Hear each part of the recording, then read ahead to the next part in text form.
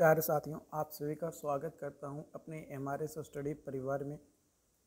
तो डियर, यहाँ पे हम लोग जो है इकोनॉमिक्स पॉलिसीज़ इन इंडिया जो सब्जेक्ट है उसे जो हम लोग पढ़ाई कर रहे थे, है ना। तो देखो यहाँ पे क्या है कि ये जो सब्जेक्ट है ये कॉमन पेपर लगभग सभी कॉलेजेस में है।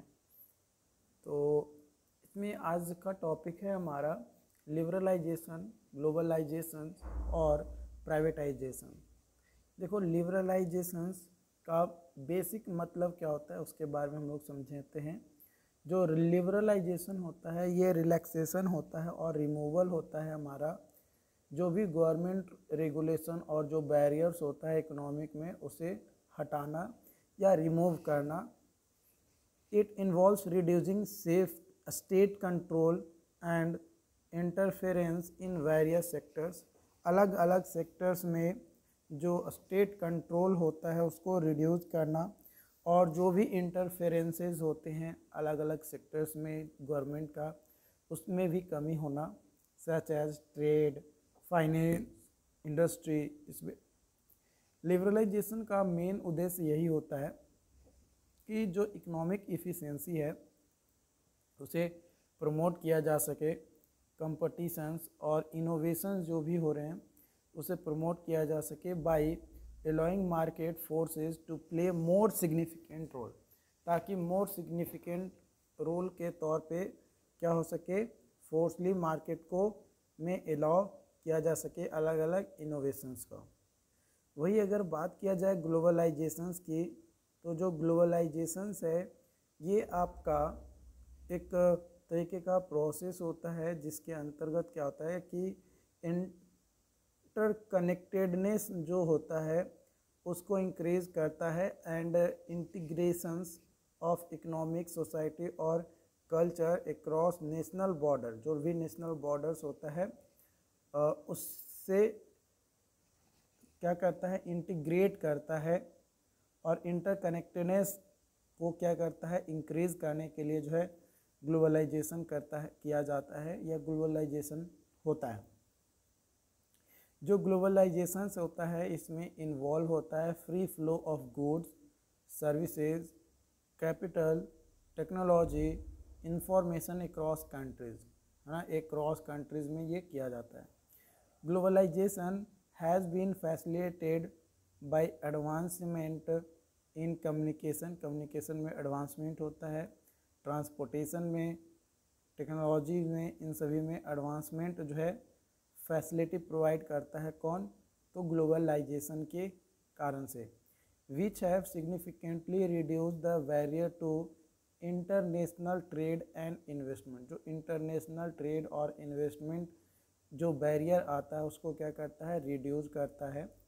Globalisation has lead to expansion of international trade और rise of multinational corporation and growth of global supply chains. It has facilitated to transfer the knowledge, technology, ideas, इन सभी को transfer करने की facility जो है देता है। And lead to increase cultural exchange, cultural exchange को इंक्रीज करने में लीड करता है और साथ ही साथ इंटरकनेक्टेडनेस को भी। जब ग्लोबलाइजेशंस होता है ना, यानी globalisation has brought various benefit, कई सारे बेनिफिट्स होते हैं, such as increased access to goods and services. It has also raised concern about inequalities, job displacement and erosions of local culture। जो भी erosions होते हैं local cultures का और जो भी job displacement होते हैं या inequalities होती है उसके concern को भी raise करने का काम करता है। प्राइवेटाइजेशन जो है इसमें इन्वॉल्व होता है हमारा transfer of ownership and control of state owned enterprises to private entities. Privatisation में क्या होता है कि सिंपली आप मानो कि कोई भी कंपनी वगैरह चलाई जा रही है तो उसमें जो ऑनर है या ऑनरशिप जो है वो गवर्नमेंट के हाथ में है, लेकिन जब प्राइवेटाइजेशन किया जाता है तो कुछ समय तक क्या किया जाता है, देखो प्राइवेटाइजेशन हमेशा गवर्नमेंट जो है कुछ समय के लिए ही करता है, लेकिन उसका एक लिमिट होता है कि इतने साल तक एक जो है लीज पे दिया जाता है, कितने साल तक आप इसको कीजिए।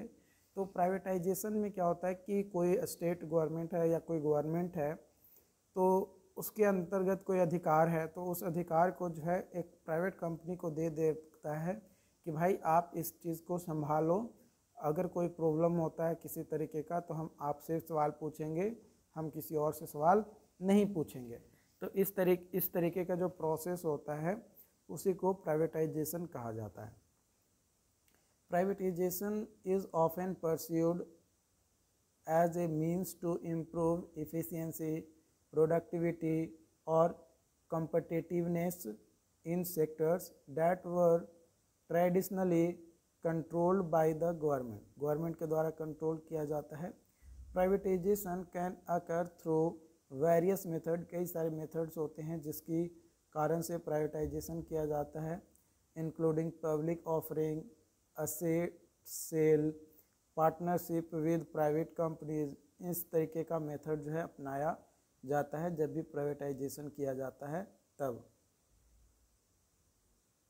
Proponents of privatisation argue that private ownership encourages competitions, innovations and better resource allocations।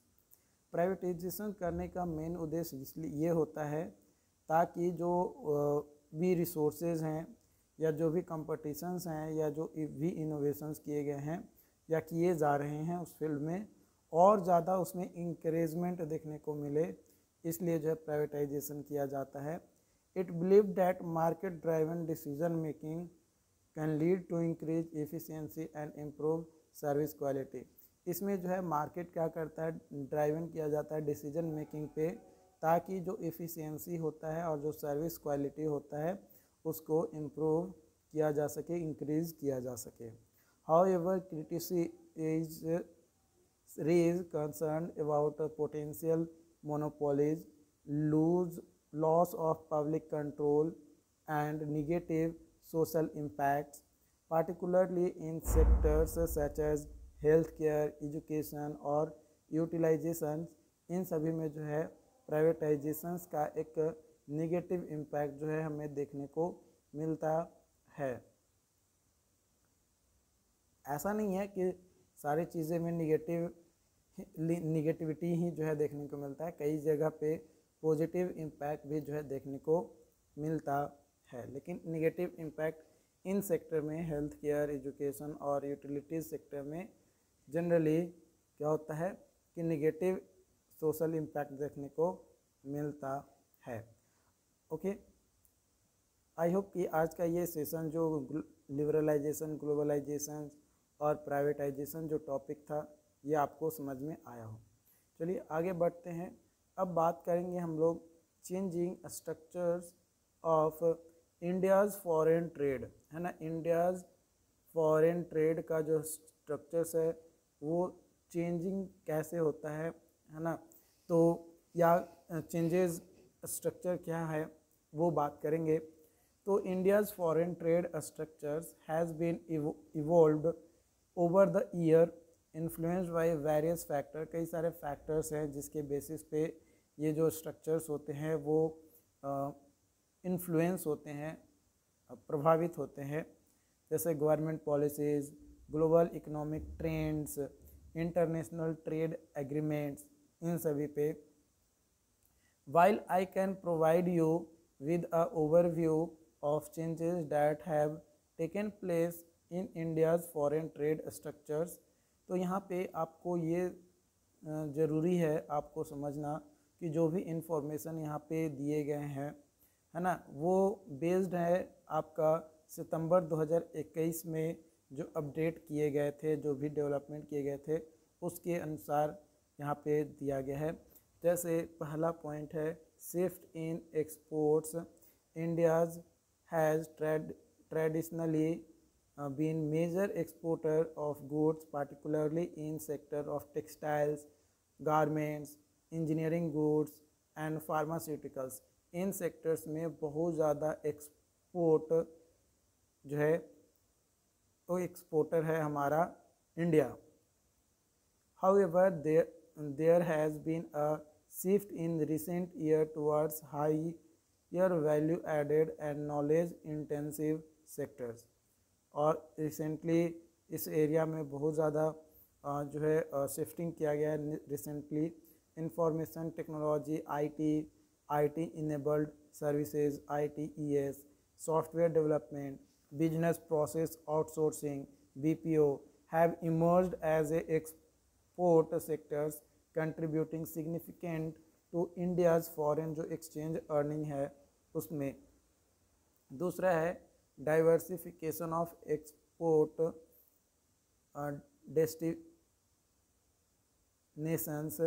India has been diversify its export destinations to reduce reliance on any single market, कोई भी single market पे।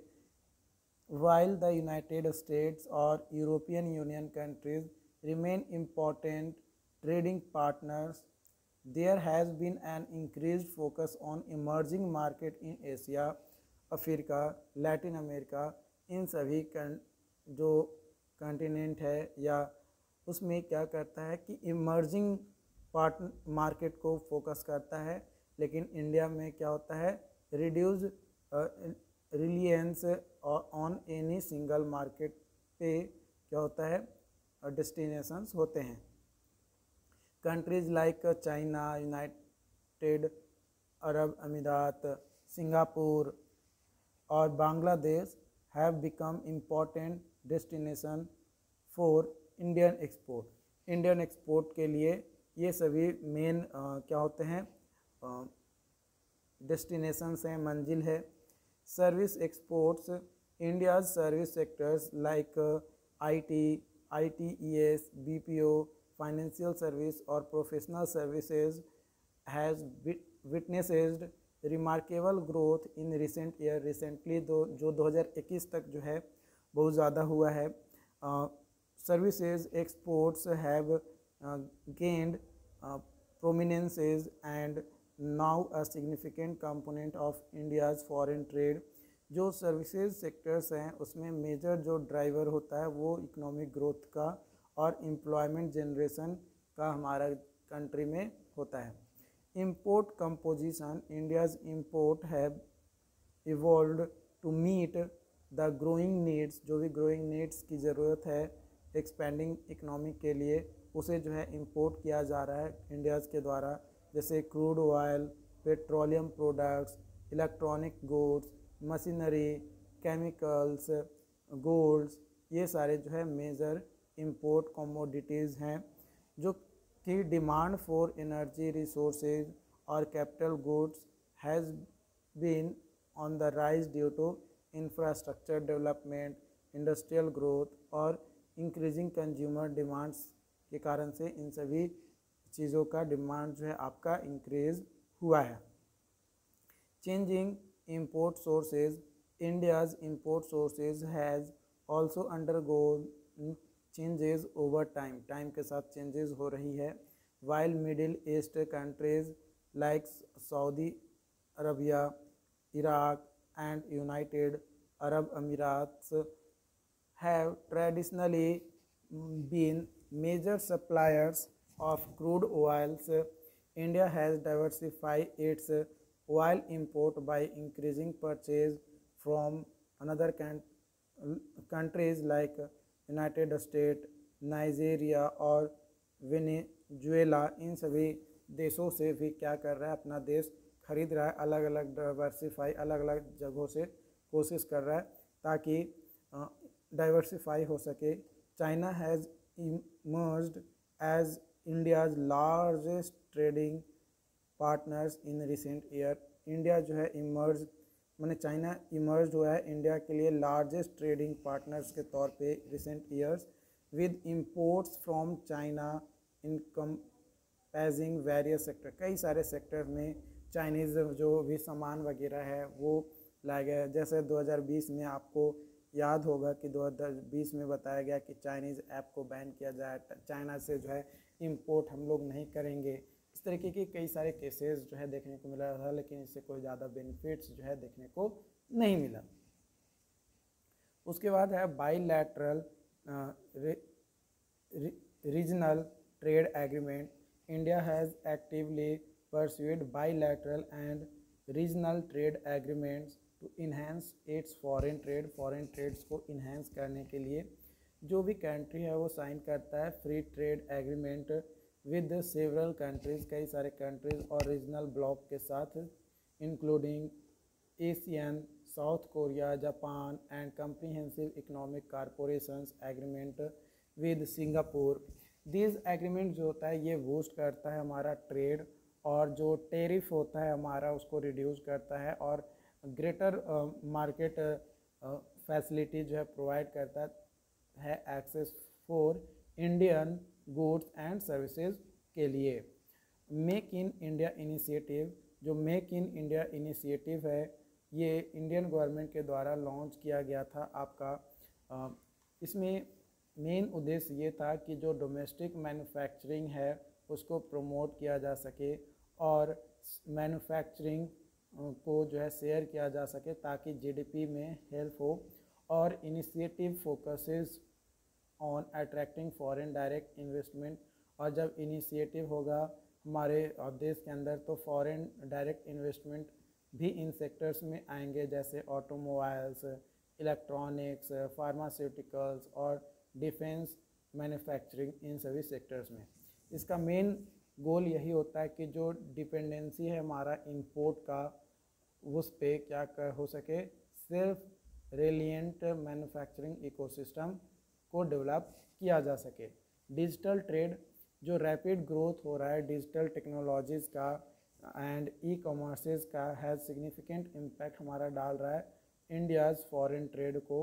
ई कॉमर्स प्लेटफॉर्म जो भी है वो open up किए गए new avenues के तौर पे फॉर स्मॉल और मीडियम साइज्ड इंटरप्राइजेज़ का, ताकि जो इंटरनेशनल मार्केट है उसे एक्सेस किया जा सके।